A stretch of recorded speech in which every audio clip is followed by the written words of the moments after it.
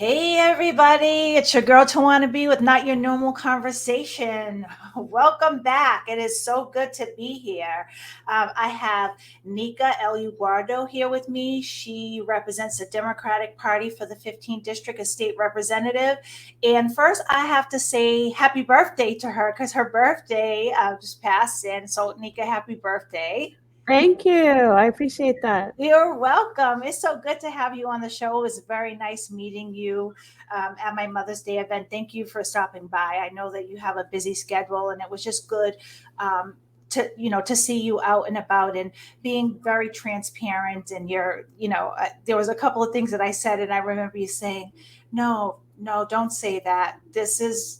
What it is, and we can fix this, and there's ways for us to fix this. And I Mm, appreciate your gentleness, but also your sternness in saying, no, that's not how we're going to do this. You're not just formally incarcerated. I just appreciate your candor and your transparency and who you are and what you are representing. So why don't you tell me a little bit about what made you run for any type of politics at all?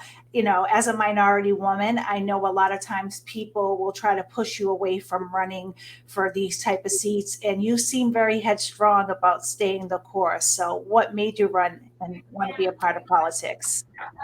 Well, by the time I decided, I was headstrong, but like a lot of women and a lot of people of color generally, it took a lot of people pushing me for many years. And Mm-hmm. that's because I saw politics as a place that was for exploitation, as a place that was about dishonesty, as a place that was about supremacy and and the manifestation of oppression. So I Right. had strong feelings as a young person. I grew up, my family was street involved and involved in various trades that are considered illicit and were especially then. And I just felt that I only ever saw politicians or even business people back in those days in the 70s and 80s come into our community to exploit. And Right. that gets deeply ingrained in you, and you think, like most kids, that whatever your experience is the experience of the whole world. And when I came to Boston at the age of 17, 3 weeks in, I met Mel King, Mm. and it took him 15 years of trying to convince me to run before I finally could understand even his history and heritage. Right. And that there are so many people doing different things with politics than the handful of corrupt ones that I had met or known of growing up or that you hear about. And then here in Massachusetts, and especially in Boston, the heritage is deep amongst people of color, really fighting back through politics. Right. And when I was in graduate school, I met some women. I was in a volunteering in a policy conference for women from around the world who had been in living in conflict areas like Rwanda, Congo, Philippines, etc. And they had all decided to run for office. Wow. So that's why they were in this program called Women Waging Peace. And Wow. this is about 15, almost 20 years ago. Well, they changed the name because they thought it was too feminine, which I hated that they did that. Mm. So they changed it to like inclusive security, like something real boring. Mm-hmm. And but I liked it when it was called Women Waging Peace because we really need to understand the role of women and the role of peacemaking Right. and change. And historically, women have stood up no matter what the conflict is when we're losing our sons, when we're losing our daughters, when we're losing our loved ones, our partners. And we have stood up and said no more. And that's something that, coming of age in Boston, I could relate to. And I think a lot of urban cities in America can relate to. You don't have to be in a literal war zone, but we oftentimes feel like we're in a war zone. So I could relate to the stories of these women. But the one thing that was very different about them that convicted me was their response to being violated by their governments in ways that were unheard of to me at the time. Right. Governments breaking into your house, violating you in front of your children. Mm-hmm. Their response to that was to run for office. And I just thought, wow, now they destroyed their families. They didn't let it destroy them. They turned it into strength. Right. And I thought, here I am, always working in the nonprofit, working in the business sector, complaining about politics. I need to join up. And that started my journey, my 15-year journey, getting myself ready to run for office. Right. I see. But I was looking at your background as far as your schooling is concerned, and then all these big names popped out at me. And you went to MIT, Harvard Kennedy School of Government, and then Boston University Law School, School of Law. So you're an attorney, so you have a lot of great experience under your belt. But, again, I had Ruth C's on last week and I clapped for her because, you don't see a lot of color and minorities in schools like this. And so when you see it, you say, oh, either it's they must have known somebody, or what scholarship did they get? Never that we belong there. And when I saw this after meeting you, I said, yeah, she belonged there. I could see her fitting right in at MIT and making a way and paving a way for other minorities to come up. So tell me about what made you decide to go to MIT and then off to Harvard. What made you decide those schools of all schools in Massachusetts? To be honest, I was headed to Ohio State.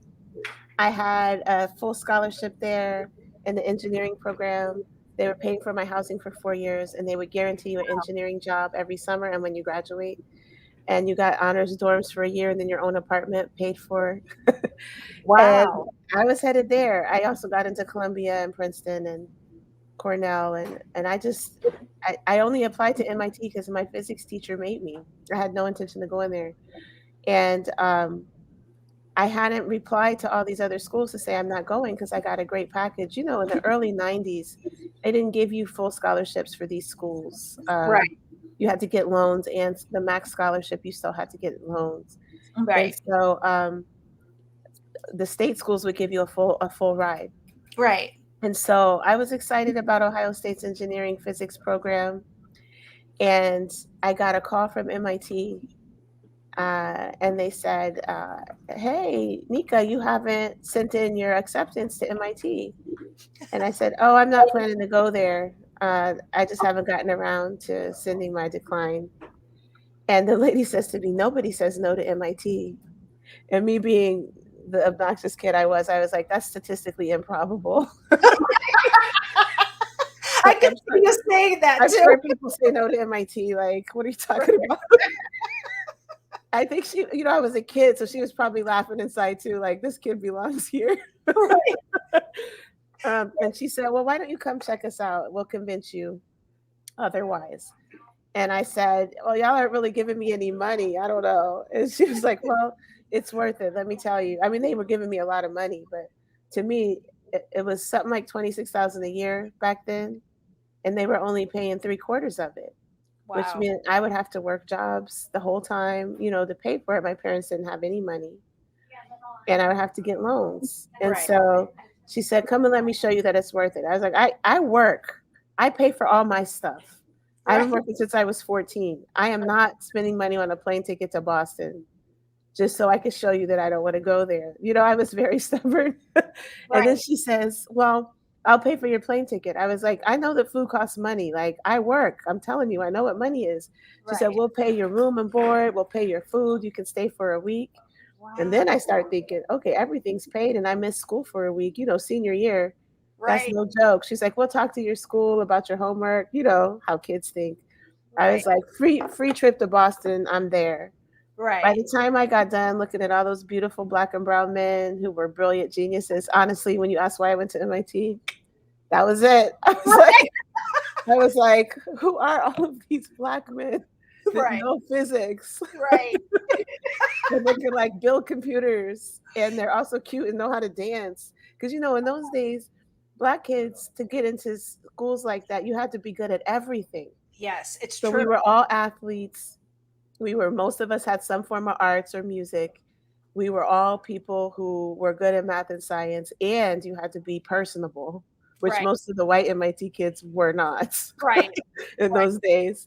Right. And so that combined with sitting in on a physics class that blew my mind because their physics classes there are very advanced from what you get in some other schools. Right. And so they were just doing stuff in that room that was like blowing my mind, like doing experiments in front of the kids. And I just sat there. I was like, I do belong here. Right. And Right. I liked Boston. And so I didn't know that I would love Boston. And so after that week, I was like, this is it. I'm going. I'll pay the money. I'll do it. And that's how at 17, I filled up my suitcase back then before 9/11 kids, any kids watching, before 9/11, you could fill up your suitcase until it was busting out, wrap it up with tape, Mm, and you could bring it right up to the gate. You could bring it right onto the plane with you. mhm. Right. Right. No And, problem. and so I put my whole life into that. I had to get rid of some of my stuff. My sister, I have 6 younger siblings. Mhm. At that time, I had 4. And my sister was moved into my room within 24 hours. So I moved out. I moved out. That was it. I got a few jobs and worked through MIT, and the rest is now, I guess. The rest is now, but the in between was Harvard and then Boston University School of Law. Yeah, yeah, yeah. So again, it's funny that you just described how you got to MIT. And I said, when I saw that you went to MIT, I said, yes, she belonged there. Although you don't see a lot of black and brown faces there, you did belong there. I only met you one time, and that one time you showed very transparent. And I find that there's a lot of great things about you. But as I said to you before we started the live interview, I have to say that, we come from similar places, but your walk has been one of strength and humility in the midst of storms. You were going through a lot of things growing up, but yet and still you stayed the course. And I think a lot of times when people think about politics, they think about somebody who's polished, who has their whole life together, who has been through nothing, and then they go and they sit in these seats and they play politician. When in fact, I know from other people a lot of things about you personally in the community, how you'll get out of your car and go into, gang affiliate spots in the urban community, and you'll walk and talk with the guys like it's nothing, because to you that's normal to get out and speak with people in your community because this is where you live. So in fact, I want to know more about why you want this seat, because I know that it's one of the only it's the majority of the black district. It's a majority of black district. So Right. you're running for this seat and you're saying to yourself, I need to get there. But why? What is pushing you to run? And I saw, some of your all of your campaign, and you focus a lot on housing and changing letting us know more about our history in the black and brown community, because I think that we're uneducated. I think that some of us just live in these areas and we really don't know about our community, so we really don't know how to fix it. But it seems like you're willing to teach us, like the history teacher that we never had, and get us to a space where we can be victorious like you. Because again, when people look at you, I don't think that they ever can tell about your history as opposed to where you are today. So, what is the urgency with this seat, and why are you so willing to go into these communities that they say can't be fixed, can't be helped? We can't build houses there. We can't have businesses there because they'll get robbed or they'll get burned down. So, why are you so eager to take this seat and not just fix us, but build us? We can't say rebuild because we've never had a building to stand on or stand in. So tell me about that. Well, first, I want to say that slavery was a lie, and it's a lie we're still telling. Right. There was no such thing as slaves. It was people who got enslaved by someone. But Mm, we were never slaves. mm, We were always powerful. We were always ingenious. mm, We were always highly relational and highly technical. mm, We were always able to engage with nature in a way that was um, holistic, healthy, And we were never perfect peoples in all the various tribes we've come from in Right. Africa and the Americas, and from wherever we may hail as Black and Brown people. But humans aren't perfect, but we still carry the destiny of this nation to understand true justice. Right. That's why I'm in politics, because at some point I realized the nation will never be just until government is just. And government will never be just until Black people fulfill our destiny as leaders in government. And then through our suffering over the last few hundred years in this country, or for some of us, other colonized countries, and we've come here more recently, through that suffering, we have been honed. Our strength has been made great. Our genius has been filtered to the best, and the best of every bloodline is in this generation. I agree. And so I reject the lies of slavery that we need to be fixed, that there's something wrong with our communities, Mm. that there is something wrong with us. And unlike you, I'm guessing, Tawana, something that was, I'm almost certain, very different about our upbringings. We had similar things happen to us, but we didn't have similar people around us to lift us up every time we got hurt. Yeah. And that is what is different about me, not me on the inside, but the community that consistently surrounded me. I had a very broad, deep family network that at the time that I was growing up was very strong. Even Right. by the time my little sisters got older, they didn't have as much support because a bunch of my aunts and uncles had their own kids. Right. And my grandfather's church that would surround me no matter what my parents were doing, people had their own kids and they got, jobs. And I just grew up at that sweet spot in that moment where my aunts and uncles were young. I was the oldest kid in the city in our family. Everybody was paying attention to me and making sure I was okay. My dad taught me how to fight. I never lost a fight. Not Mm. because I knew how to do a right jab, a left hook, which is what my dad taught me. Somebody taught me that's not technically right, but that's how I did it. Um, Right. but because whenever I got jumped, somebody was there to pull me out and to take care of that person on my behalf if I wasn't able to. And that taught me not just about how to be physically safe and how much we need each other, but it also taught me how we have to be there for each other to achieve our destiny in general, not just physically, but to believe in ourselves. Like, Tawana, you need me to say, turning out like you was amazing. Look Right. at all that you've endured and who you've become, and look at the woman that you're raising right now and how Right. incredible your daughter is. And you know all of this, but for people to say it to you constantly, you're wearing my button, which I appreciate. But Yeah. do you know what that button means? It means you're victorious. Nika means he or she conquers. So Tawana Nika means Tawana conquers and is victorious. And that name, which my parents didn't know the Greek meaning of it, it has a lot of African meanings that are pleasant.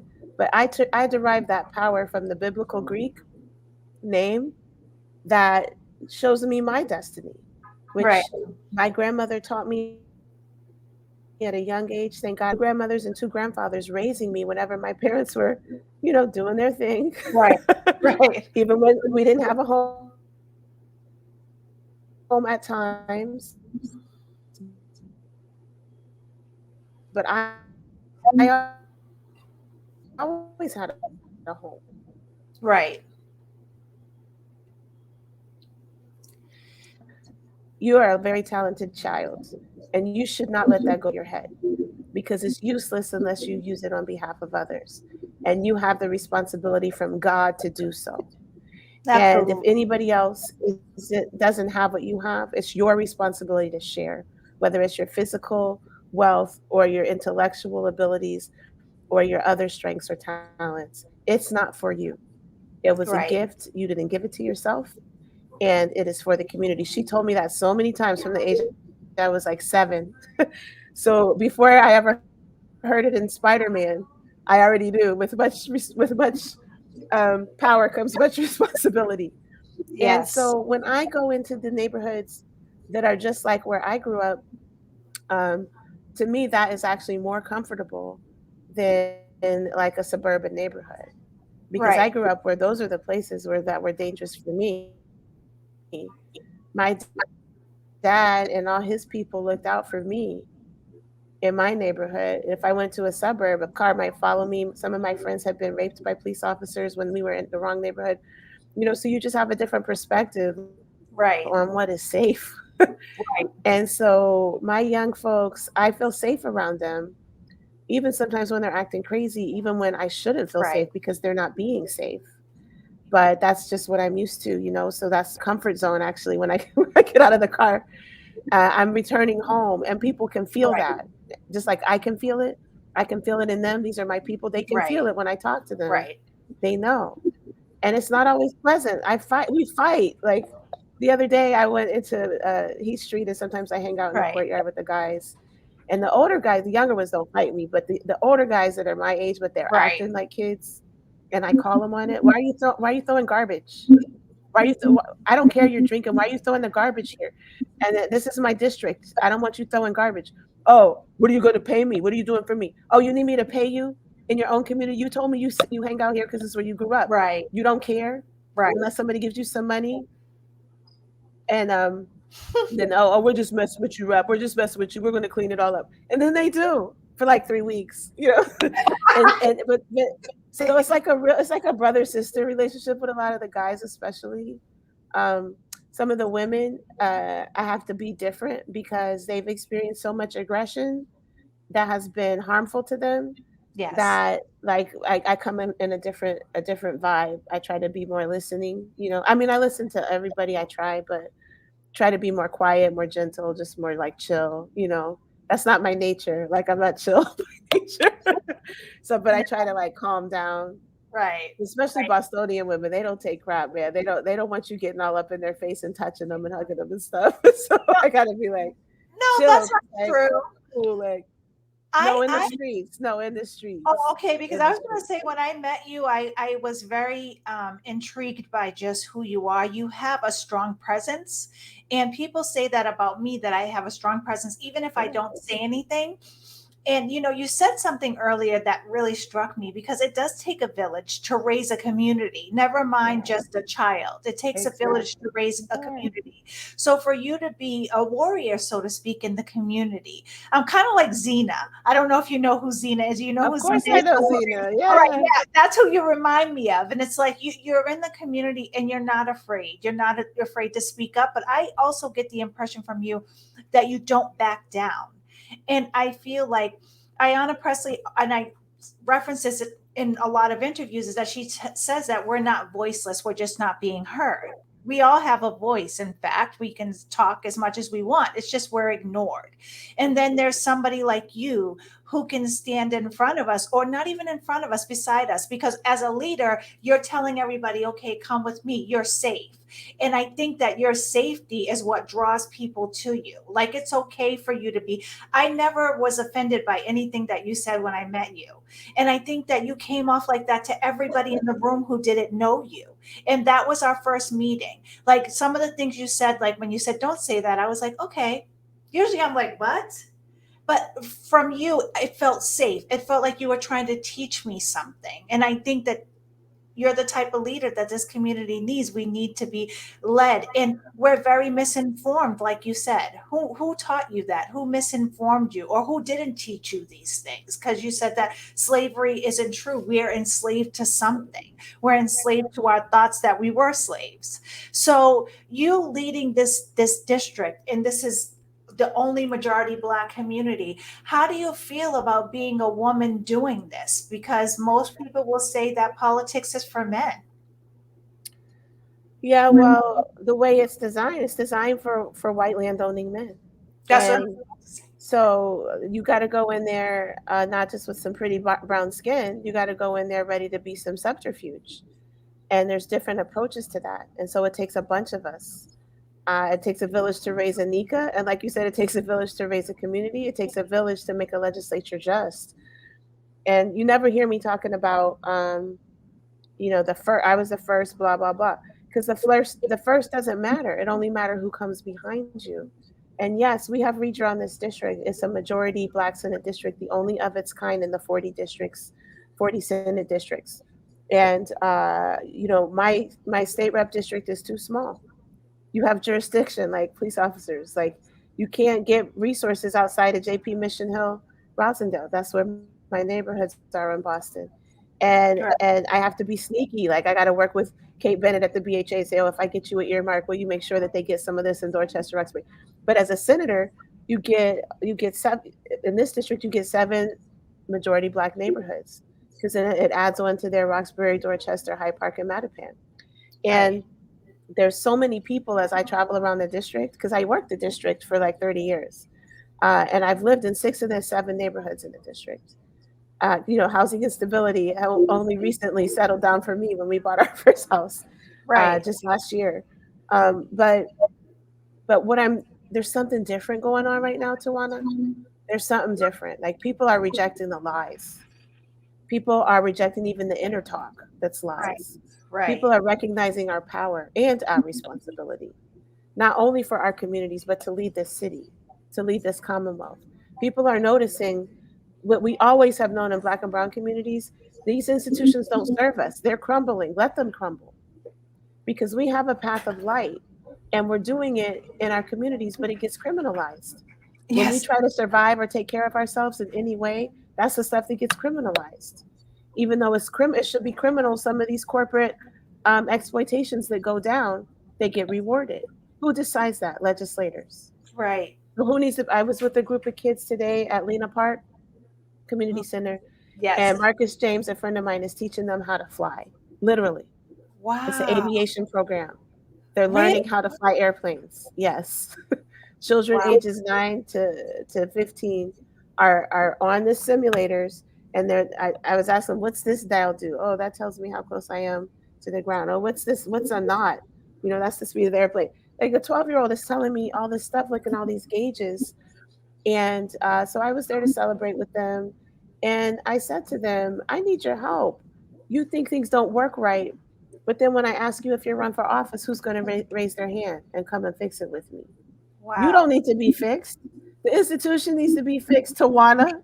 Right. The Right. institution has criminalized all this stuff, and then we get all isolated and our families separated. And I'm not saying we don't have any agency in that, but Right. nobody can do it alone. Anybody you look at as successful, at least anybody that has character and is successful, they Right. have been lifted up by many hands. And that's what government should be codifying. I say this all the time since I've been traveling and have a special focus on Black and Brown small businesses. What's Yes. going on with Black hospitality? Why aren't they getting their licenses they need? What's going on with our restaurants? Why don't food insecurity isn't just about the problem of not having groceries and farm to table? Yes, but it's also about we don't have restaurants where we can sit down and just eat healthy food in our neighborhood and Right. enjoy ourselves, right? And we think, oh, it's unsafe. Why is it unsafe? Okay, well, kids are shooting each other. Why are they shooting each other? We have to be inquisitive. I guarantee you that Newton and Brookline next door, if you go into a rich white community and the kids start shooting each other and taking drugs, what's going to be the question? What happened? Who did this to our kids? Nobody's Right. going to be asking what's wrong with the kids. Right. They're going to be asking what failed them? Who failed Right. them? Fix it. They're not going to say fix the kid. And that's the Right. right response. And it's the right response for our children as well. If a Absolutely. 14-year-old picks up a gun, why do they feel unsafe? Why are they hungry? Why do they not have what they need to the point where they feel that they have to go into a war zone to survive? It is Right. because our institutions are killing us and we're letting them. Hmm. Wow. Whew. You just So gave the me responsibility I take and that we all, but to fix our community. I agree. You just gave me a whole lesson. And I'm sure when people watch this video back, because they do, I was checking my stats and people in Africa watch me, Cape Verde, Italy. So it's very surprising to see. I wonder what they think when they hear these type of shows where I'm talking about the things that happen. A lot of people want to come here to America and sometimes even to Boston, but then they think, I think that our biggest challenge in the Black and brown community, like you said, is that we're lost because we've been told something so many times that we're now believing it. So if we don't believe the lies that we're told, then we need more leaders like you to tell us the truth, even when we won't like it, even when we think that we're not moving fast enough to where we're supposed to be. Because I know a part of your campaign is housing and like in the immigrant communities and economic development, and you talk a lot about these things, but what is your stance on housing, especially with Mass and Cass, and it seems like there's a lot more homelessness in Massachusetts.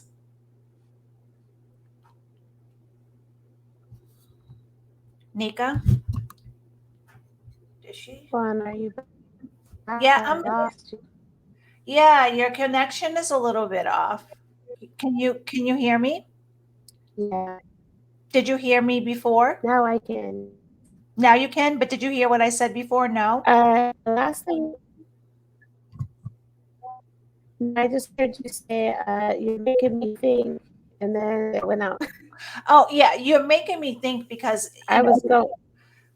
yeah, no, I'm sorry. So I was saying that you're making me think because when I hear you speak about these things and I realize that we were just misled. And in fact, if we didn't have anybody to teach us the things that you just gave me a whole lesson. So if we don't hear these things, we don't know. And that's what ignorance is. Ignorance is not knowing. But is it that we're just ignorant, or is it just that we don't want to know because we've been programmed to do something different? So for somebody like you who's running for the second Suffolk Senate seat, I noticed that you're very. I'm sorry. Oh, something happened with your connection. Oh, mine. Yeah, it's yours. Yeah. She's gonna come back in, you guys. Just give her 1 second.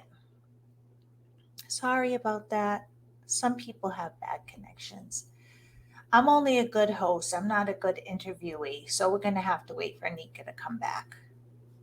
Just give her 1 second. You guys, while I'm waiting for her to come back, I want to encourage you now that you see some of the people that are running for second Suffolk Senate. I want to encourage everybody to get out and vote. I think it's important that we understand that, people like Nika, people like Liz, people that are running for this seat, if you see Nika and if you see her somewhere, speak to her about her campaign. You have to know who you're voting for. It is important, especially in the Black and brown community, for us to really win this time. We can't wait until the next time. Like she said, it's not who's in office now, it's who comes after. And that's important. So as I was saying to you, Nika, you just gave me a whole lesson, a whole history lesson, things that I haven't heard from some of the other people that are running for this seat. And I noticed one of the things in your campaign is housing in the Black and brown communities and owning property and owning businesses. Now, see, you're not talking about just, okay, I'll give you a grant to have an apartment for a year or two. You're saying, listen, I want you to own something. I want you to know that you're valuable and that and sky is the limit. So, as far as housing is concerned, because I noticed that homelessness is a big deal, especially here in Massachusetts, especially on Mass and Cass. What's your take on homelessness? And if you take this seat, what are you prepared to do to help this so that people are not sleeping outside, sometimes with their children? And I think it just goes beyond that. I was saying to somebody, most returning citizens, the two things that were affected by is housing and mental health. And I notice a lot of homeless people battle with mental health as well. So, what's your stance on homelessness, and what are you prepared to do if you take the seat? Well, a good elected official has a plan for getting you off the street. A great elected official has a plan for making sure your rent is affordable. An extraordinary elected official has a plan for homeownership. What I'm saying is we need to go a step beyond even that Right. and think about what it means to be an investor. The same getting you out of unemployment is one level, Mm-hmm. getting you into a job that has mobility, upward mobility is another level. Teaching you how to be an entrepreneur and have your own side hustles is the next level. Right. Teaching you how to be a business developer that develops businesses is another level. And you might be happy at any one of those levels, but we have to think about these progressions so that me being a policymaker is an avenue for you to step in wherever you're at and continue the progression as far as you want to go. Right. And that's the distinction and why I'm running for Senate, because we have a lot of good people that can do the job in a good way or in a great way. But if we want to go beyond extraordinary, it's going to take extraordinary leadership, not only on my part, but on your part, Tawana, and everybody who votes for me and everybody who doesn't. Actually, the election is September 6th. September 6th, we're going to Right. pilot things. I'm a bridge builder between the streets I grew up in and all those institutions you talked about. In the Black Right. Panther, I don't identify with T'Challa. I identify with what's his name? Uh Monger. What's his name, Marcos? Huh? Killmonger. Killmonger is the guy that was raised in the ghetto and Right. he went to MIT and Harvard and all of that so he could figure out how to take the world down. Except I have love in my heart for humanity. Right. So I just want to take the institutions down Right. and help us rebuild with what we already know works. And so when you pair those types of intelligence, the street with what you learn from being with people in community, with what you learn from church, that faith upbringing, with what you learn in the institutions, what it does is it builds a bridge from that being in the street all the way out. And so my legislation starts out by piloting things. And Right. so you may know Leslie Cradle, who brought me, she came in all wild one time with stacks of papers, all her ideas like Einstein. You know, we gotta fix this. Incarcerated people don't have housing. And I was like, she showed me the ideas. You have to have the ability to recognize in your constituents when it's Einstein Right. and the craziness. If you see a crazy white Einstein looking guy, people think they're smart. Right. But we look at our own people and we think they're just crazy. Indeed. So you got to have the discernment to say, okay, there's a genius coming into my office. What am I going to do with that? and Right. then and then she lays it out, and I said, why don't you pick one thing? When she was like, oh, Nika grumpy, we could do more than one thing. She said, and I was like, let's start with one. I'm new here. Right. So she picked the way that when you get out of jail, public housing systematically discriminates against you. And that's something I have been working on. So I was like, perfect. Right. So we went through, and I got House counsel, that's the lawyers that work for the House of Representatives involved. And we wrote a bill that made every housing program, whether it was public, whether it was for home ownership, whether it was for building affordable housing, Section 8, vouchers, you name it, and BHA, they had to give a priority and a preference to Right. formerly incarcerated people. That's what you call dismantling structural racism and codifying our culture, right? Wow. You did your time, you come out, you should be set up, right? Right. Right. Okay. And so we couldn't get that through. We got it through the housing committee, and what she was right in one session. But they I offered a pilot and they funded the Boston pilot at $100,000 and then they gave some $1 million in vouchers statewide in case anybody else wanted to try it. And so the governor recently signed that. So sometime this fall, we're going to be able to support that program. The 100,000 is for supportive services to help formerly incarcerated people, like the guys I was yelling at for littering, Right. Right. to help them get housing, which is a pathway to recovery. It's a pathway to job stability. It's a pathway to health and mental health.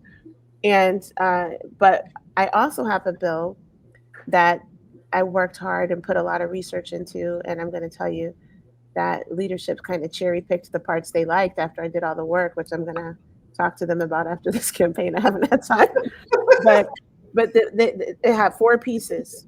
One was redefine public housing. It has to include ownership, and the tenants need to be able to get a return on their investment. Of course, Wow. they didn't pick up on that piece. Of course It not. had it had make it easier for housing authorities to get land. They Mm, didn't pick up on that piece. The two they did pick up on is make it easier for housing authorities to build on the land they have and make it cheaper for them. Because right now it's actually more expensive for people trying to do affordable housing than for people that are trying to do market rate. It's right. backwards how everything works. And Right. so they picked up on those two. So that's going to be a big deal. And I'm going to have to work on the other pieces in the Senate. But those two do help us. But we have to change our mindset Right. about what it means for a public housing authority to expand.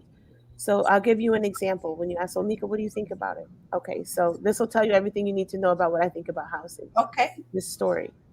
I like to hang out, as I mentioned. I like to hang out in the. It's not ghetto anymore. It used to be ghettos. I like to hang out in the places that remind me of the ghetto. And Okay. so a lot of times that's public housing courtyards Yep. when people are out on their stoops and whatever. Yep. Or sometimes the grandmas will pull out little lawn chairs by the tennis courts or the basketball courts and just Mm, watch the kids. So I was out there when I was running, and I said to the grandmas and the abuelitas out there, "Hey, what do you want me to do when I get in?" They were just finally starting to believe that I could win. Nobody thought I could win that race. right. They were finally meeting me, and they were like, "Oh, maybe you could, Nika." Mm, And they said, "Nika, when you get to Beacon Hill, we want you to make sure we don't lose our housing." Now, these are women in their 70s, 80s, and 90s. mhm. The one in her 90s had like 91 at the time. I think she has more now. Great grands, great great grands. And they have lived in that same building for 40, 50 years. And they're saying to me, go beg for your housing. I was like, usually I'm very respectful for elders. That's a big, you could probably tell in my upbringing is a lot of elders Right. keeping me straight. And I said, I'm usually very respectful, but I don't want you to ever talk to me like that again. And they looked at me like, what? And that's not in character for her to talk to us like that. And I said, listen, you in your blood, your sweat, your tears have raised generations.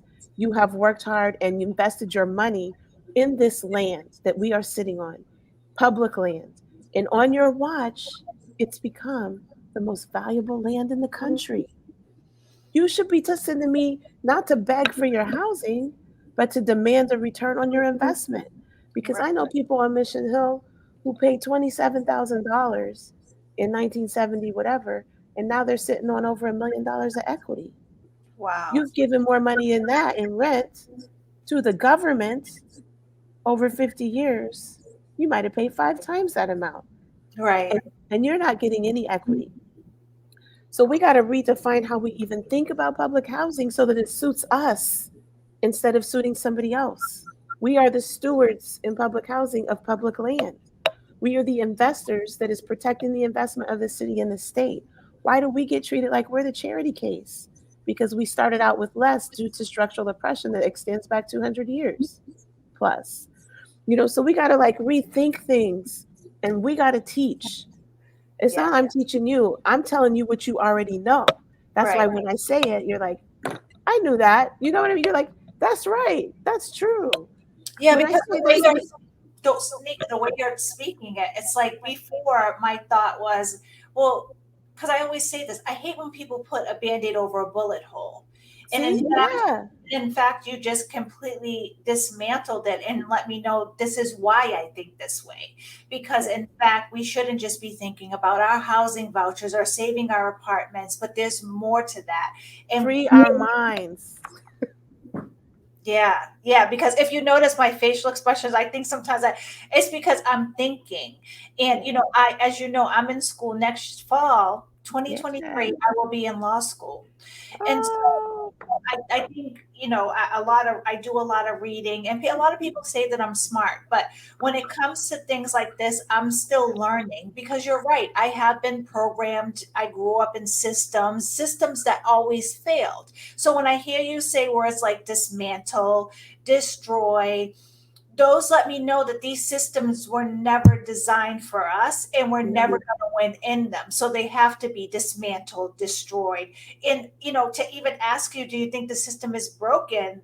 I think that that's pretty much an understatement because the more I hear you talk, the more I hear you say that you're tired of watching people put a band aid over a bullet hole and then try to take it off. Am I right?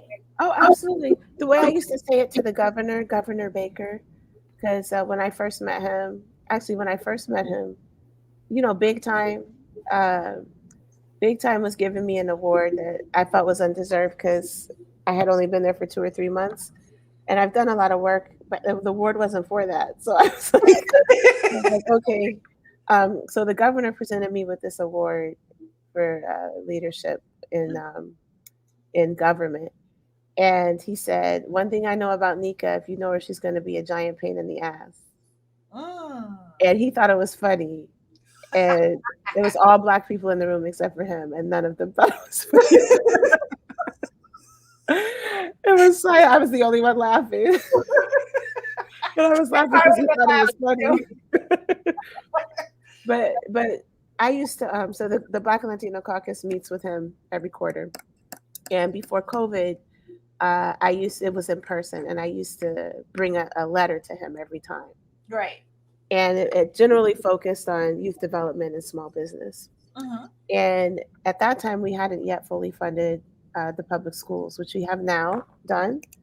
I fought for that in very many ways, along with many of my colleagues. It took many, many hands to do that. For you. And so this year will be the first year that we institute a 7 year program. It's actually going to take 6 years because we skipped one because of COVID. And so we're double funding this year, which I'm Mm. really proud of, that we didn't try to like just skip it and just lose that year. But our schools have been underfunded at $1 billion a year. Hmm. And we all know that in the 90s, we call it the Boston Miracle, but was it really miraculous that we actually just started investing in our youth and it worked? Wow. And investing in their leadership. And then we pulled those investments.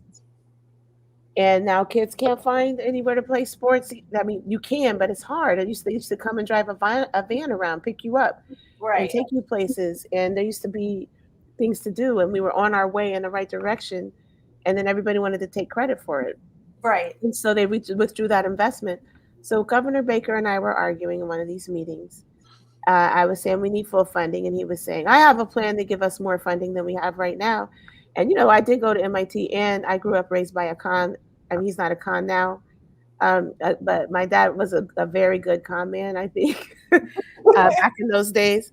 And Right. so he tried to drive. This is the whiteboard, folks. Okay, this is the whiteboard. You see it? You see it? It's very Okay. small. This is a little tiny whiteboard, and he's trying to draw like a so-called graph. Here's the x, here's the y-axis. He says, "This is our funding." He makes I would throw away. This is our funding, and this is mine. And he draws a higher line. This is what I want to do for schools. And I was like, "Don't even give me that. What are you up there yelling and gesticulating about?" And then one of the senior members of the caucus was like, "Oh, we're sorry, Governor." I'm like, "No, I'm not sorry. Oh, I'm yeah. not sorry. That graph is sorry. Like I don't care if your number is higher than the last number. What matters is if the number is enough for what our babies need. And if you don't care about that, stop pretending." And in my letters, I would say, "You can't fund," because I grew up, we got our utilities cut off a lot. I don't know, did you have to deal with that? I We used have. to, we used to get our electricity, our water back in Ohio. You got to get your water cut off, so all different kind of stuff. And so I said, "Do you know how much electricity you get when you pay half of your electricity bill? None of it.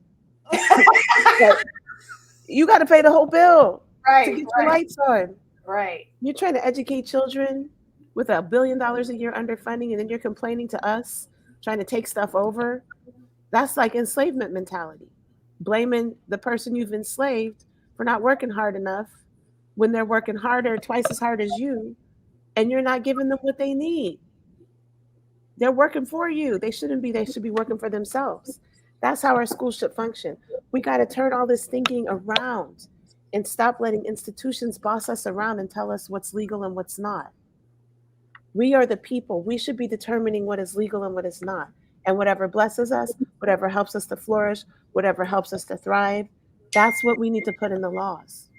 That's why I need y'all to run for office and Right. stop complaining like I had to do at some point. Right. Well, keep complaining, but do it productively. I didn't stop complaining per se. You know, I you know, I have to say this. I'm never lost for words. I usually have a lot to say.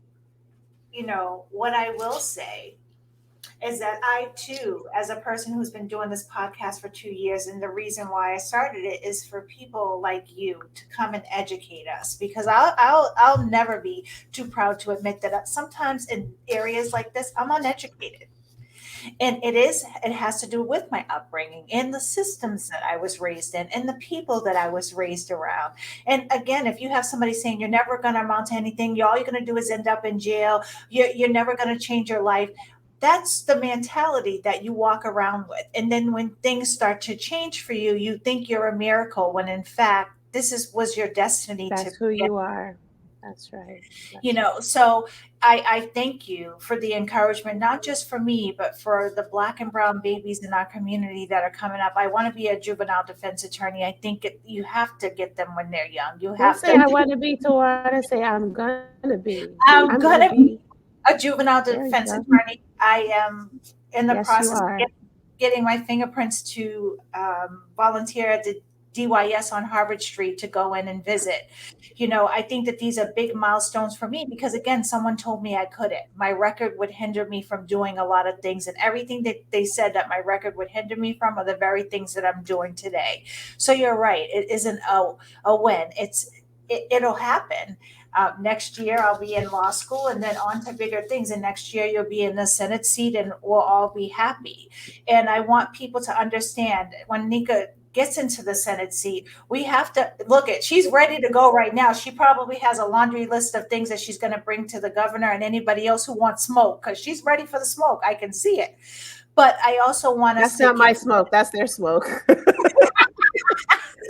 The guys at FCI Norfolk and some of the youth, they taught me know your smoke.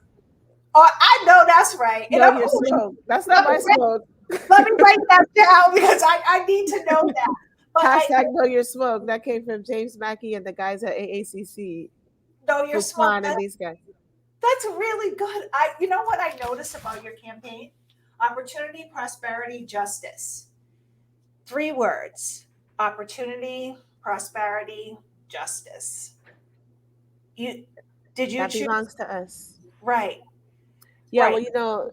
can I show you something? Is that, are we not Yes. supposed to do stuff So like that? you can do Let whatever me you show you want. something. Let me show You you can show something. me whatever you want. I'm in my campaign office. Okay, let's see. Look at them all staring at you like, what is she I'm, doing? I'm not good at the camera. That's my husband somewhere over there. Corinna's ducking. I don't know. Your hair looks good. So right here, look at this. You see our campaign principles? Oh Can you see yeah. them?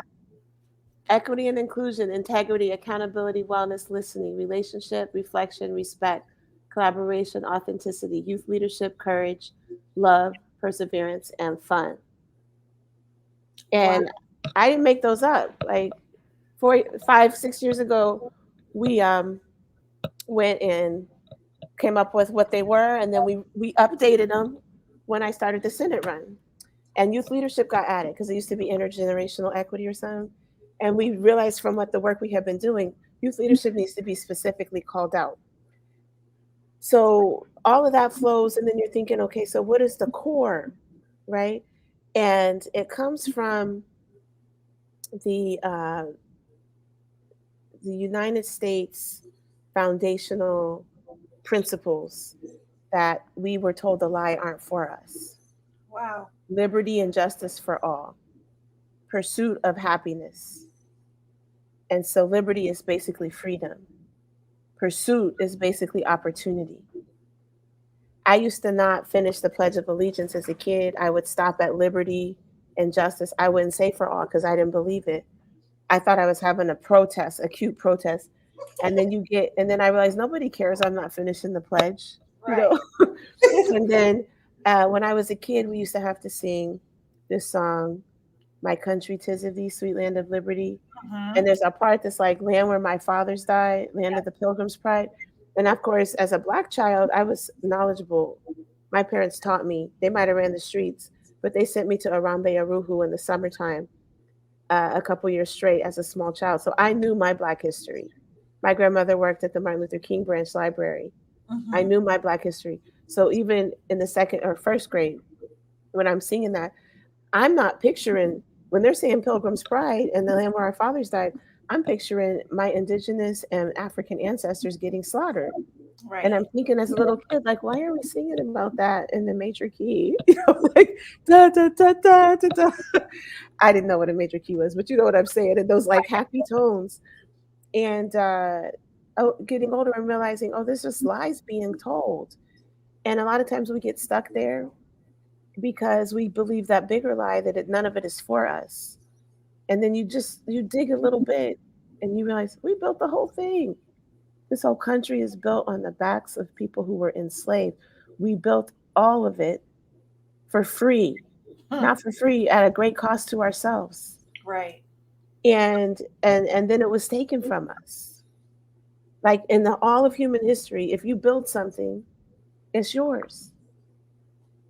Okay?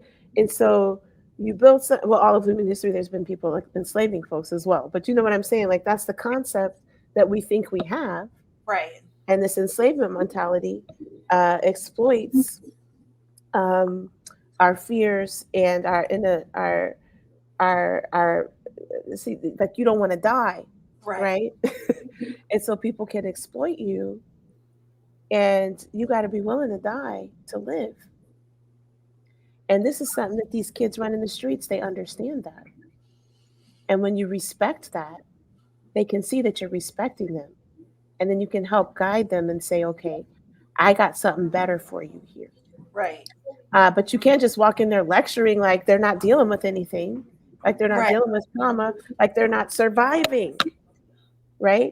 You got to go in there and say, like I say, for example, you can say a lot of things that basically communicate respect and opportunity. Like, I want you to be free. I want you to have justice. You could, there's a lot Right. of ways to communicate that with your behavior and your words.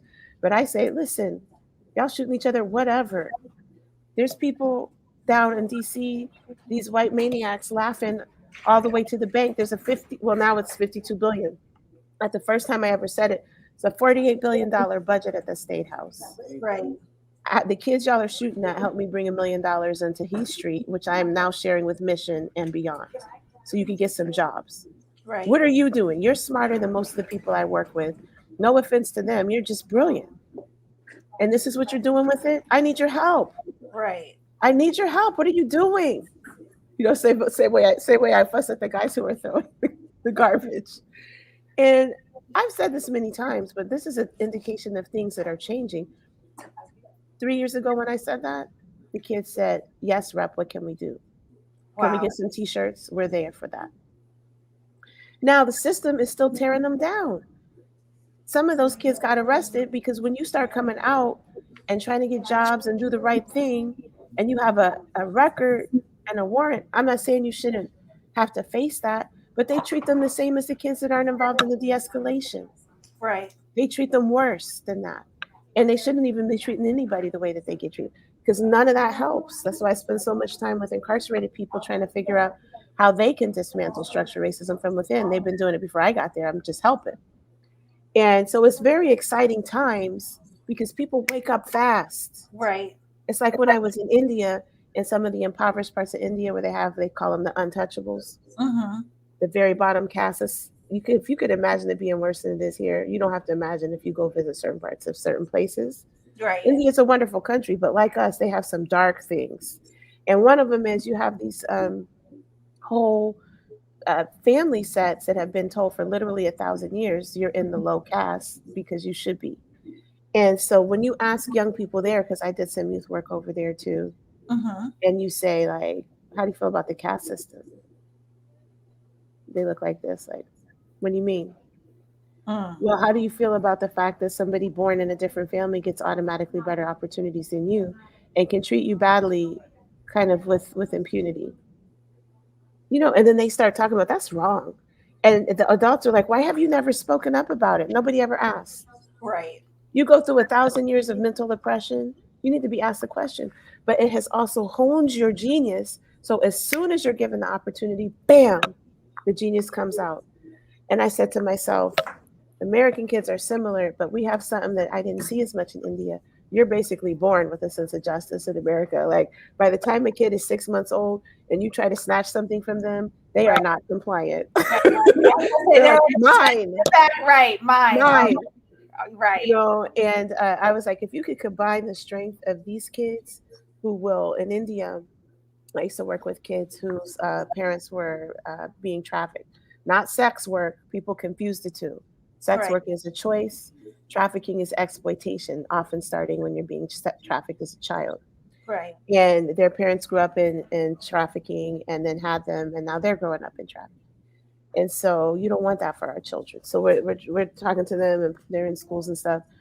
And these kids have a 98% chance of being trafficked when they get out of 10th grade.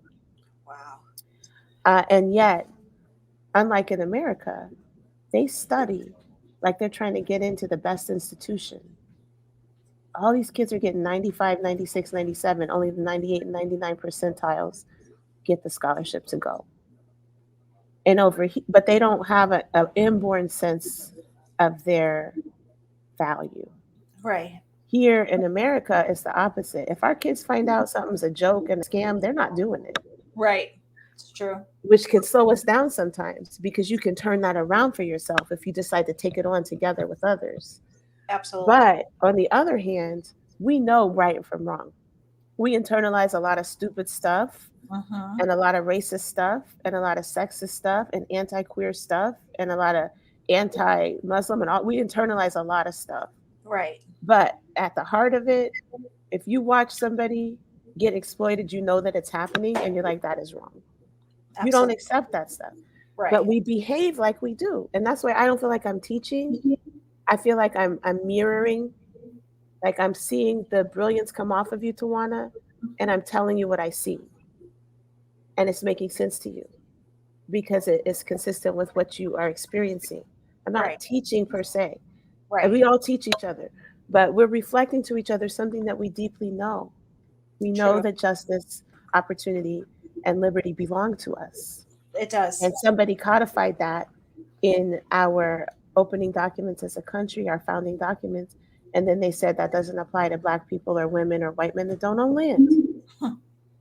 And that was the lie that we have continued to believe for several hundred years.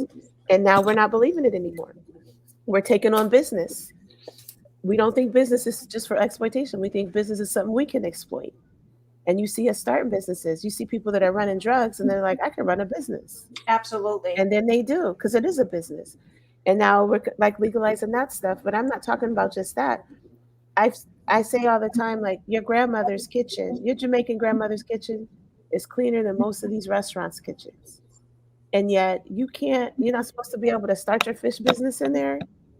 Whose Absolutely. idea was that? That's Absolutely. somebody's idea. They're criminalizing our lives and codifying what the bank wants so that they can make a bunch of money. I, Who you made know, those laws? I never looked at it that way, but again, I feel like this is why we need somebody in that seat that makes us think outside of a box that we've been trapped in for a very long time. And I 100%. think, people like you who will say, hey, listen, my grandmother used to often tell me there's more than one way to skin a cat. And today, Poor you cat. actually yeah, God rest her soul, she was from Mississippi, but there is more than one way to do something, and I think that we're so programmed for this one way that we it's not that we don't want to see, we think there's no other way. So I have to say to the viewers and everybody watching that please, it is important for us to get out and vote. It is important for us to meet people like Nika, to meet everyone who's running for every seat, not just this seat. Don't just go by a last name because you think, oh, she's black, so I'll vote for her at the last minute. Not all skin folk are kinfolk. I say this all the time. So we have to be careful. Sometimes we vote for people that we think look like us, but not are always for us. In this case, you've heard Nika speak about, where she came from and what she's willing to do, and I believe her. I've heard about her. I know somebody that knows you. Do you know Armand Coleman? Do they have a nickname? No, actually, I don't remember who that is. He If I met him while he was incarcerated, he probably told me a different name. he's out now and he's doing great work in the community. And so Armand. yeah, and so he was You sure thinking he doesn't have a street name? he may, but I just don't know it. You You don't know, know it. we were I don't normally know. I don't normally know the other name, right, and the he legal was name. before I interviewed you, I had already met you. He was like, I know her. I could get her on your show. I said, oh, don't worry. I'm going to make sure she sits in that seat, in the hot seat. But I'm actually in the hot seat right now. You know, No, but I love the hot seat. By the way, you should have him call me though, so I could connect him to whoever. I gotta connect the dots. right, and in fact, you are. I always like to ask around to see if people know somebody that I'm going to interview. I like to talk to the streets, people who are in the streets more than I am, because I'm always sitting at my desk trying to figure out who to put in this seat so that we can be informed, not misinformed. That's your power. That's your power. That's where you I'm belong. tired of being misinformed. So, in fact, I have to be in a position where we do win and not by default. I want Right. to win because we're educated. And we So, want to win big. exactly. Go big or go home. That's what they say. Aren't we sick of crumbs? And you know what? Don't throw me a steak either. That's my kitchen. Get out. I know that's right. I know that's right. And at this point, I think that we more than deserve it. So, Nika, I want people to know how they can get in touch with you because again, she's very personable. She likes to talk and answer questions and inform. I think we've been misinformed long enough. So, Nika, why don't you tell us how we can reach you in the months before it's time to vote on September 6th? Thank you. September 6th, your first day on the job, September 7th. But on September 6th, you got to vote. And I do hope that I can earn your vote and that you'll vote Nika. To help us out with that or learn more, you want to go to my website, electnika.com. Because what you can do at electnika.com, and that's my name. You see my button here, Nika, that word that means like you're victorious. If you put your name in front of it, elect, ELECT, Nika, Nika.com. You could sign up to donate. You could learn more. You could read that story that Tawana was talking about. You could read a short one or a long one. You Yes, I have. can catch our updates on August 15th. We're launching our policy video series, which will be ongoing, I hope, as a senator as well. I had started a little bit of that as a rep, and you'll be able to continue to see that. You can sign up to volunteer, to donate. You can, it's that's coming close to GOTV. Your listeners know that means get out the vote, which means you can help us put up signs. You want to see my pretty sign? I do. All right, let me show you my pretty sign. This designer person from Ericsson Group who does this, she's insane. She puts together this stuff in like 24 hours. Let me see. I'm so bad at camera work. You see that? Yes, I have that picture. I love that picture. I like it. It's And so this nice. sign, you see it has, let me see if I can get far back. You see it has the languages on it. Yes, I like that. Like Julia Mahi, I copied her because she's my rock star. I like Anyway, you can help us put that sign up. It's very big. It's 4x8. So Do you have a phone number, Nika, where you could be reached? what's the phone number we use around here, guys? I'm gonna tell you fast my cell phone, but you got to be fast or rewind. 617-504-9981. But what's our campaign number?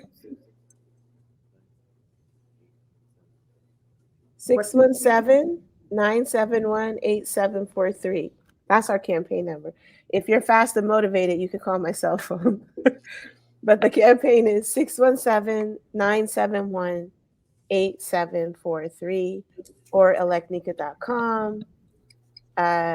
Yeah, so you could do that. And you can find our email and our Instagram and our Facebook and Twitter and all that on the website. Now, I got a question for you, Tawana. It's a Yes. silly question.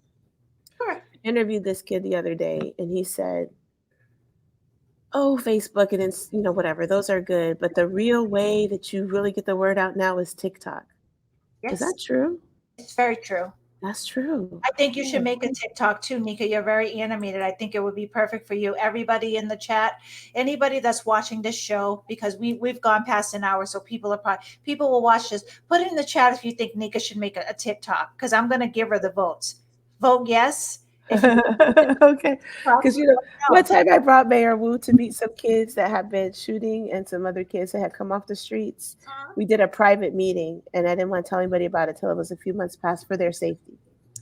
And one of the kids who was just sort of hanging around because it was at a boxing program that Deke Houston does, Mhm. and we were using the Mission Safe building. So one of the kids that was hanging around was like, "Mayor," he thought I was the mayor. He said, "Mayor, you're so beautiful." Like a little charmer. He's like 14. Will you do a TikTok with me? I was like, is that the line now? I've watched you on a lot of videos, and I've actually sent Corinne. I said, I think I see Nika singing at the State House in the back, and she's really revved up. I think she's singing better than the guy singing. I've watched you, so I said to her I am an Instagram, exuberant singer. on Instagram Live, I'm like, that's her. I know that haircut anywhere. That's her. She's like, oh yeah, that is her. I'm like, yeah, she has on the black dress. So so I can always point you out whenever I see you somewhere at an event. Wow. I So gotta be on my toes. Now that's her. I'm not necessarily a great dancer or singer, but I am exuberant at both. So yes. Everybody, make sure that you go out and vote September 6th. But remember, Nika Elugardo, she's running for second Suffolk Senate seat. And we're looking for somebody who has as much energy as her, because I think at this point, we think we're going to give her a run for her money, but I think she might give us a run for our money. You see what just happened during this interview. Usually I have more to say, but I'm more intrigued by what you could lead us into and bring us out of as far as Oh, our. I got making plans for y'all. And Okay. they look like your genius and your dreams. I'm holding you to it. We're gonna get it done. Everybody, feel free to. I wrote in the chat, electnika.com, August video series on August 15th, and Nika Elugardo can be reached at 617-871-8743. Oh, Anyone that it's 971. 971. 971, see you guys. Let me just figure this out. Let me just, correction, I'll put an asterisk. Say it one more time, Nika, 617. 617-971. Okay, 8743. 8743. You heard it here first. Anyone that wants to reach out to Nika, please feel free to do so. As you can see, she's very transparent, very personable. It's time for us to really bring some dynamic and change into the communities that we live in, and stop just renting and borrowing. Let's own and lead. Own Nika, and lead. I love it. That'll be my campaign slogan next time. yeah, that's Let's right. own and lead. I will credit you. Or it could be your campaign slogan after you get finished with your career defending children. That's right. Call me up. You got Right. my endorsement. I will. I'm looking to write a law. Maybe you can help me with that. Oh, absolutely. I like doing that a lot. I Yeah. like taking your dreams and helping you write a law with it and getting it passed. Everybody, Nika, you heard what she said. She likes taking our dreams and making them realities. Thank you, everybody, for joining Not Your Normal Conversation. We did go over a little bit, but it was well worth it. I will see you next week at a different time, 7 to 8. Nika was the exception to the rule. It was important for me to get her here. We appreciate her. So I will see you guys next week, August 8th. 7 p.m. to 8 p.m. Eastern Standard Time, where we're going to interview Pastor Valerie Copeland. And she's going to Oh, tell that's my us girl. where's the church in all of Yes. this. So, where everyone wants to know where the church is, tune in next Monday at 7 p.m. and we'll tell you where the church is and where we're headed with the church. I bet I know what she's going to say. Everybody, have a great night. Thank you, Tawana. Thank you, everyone.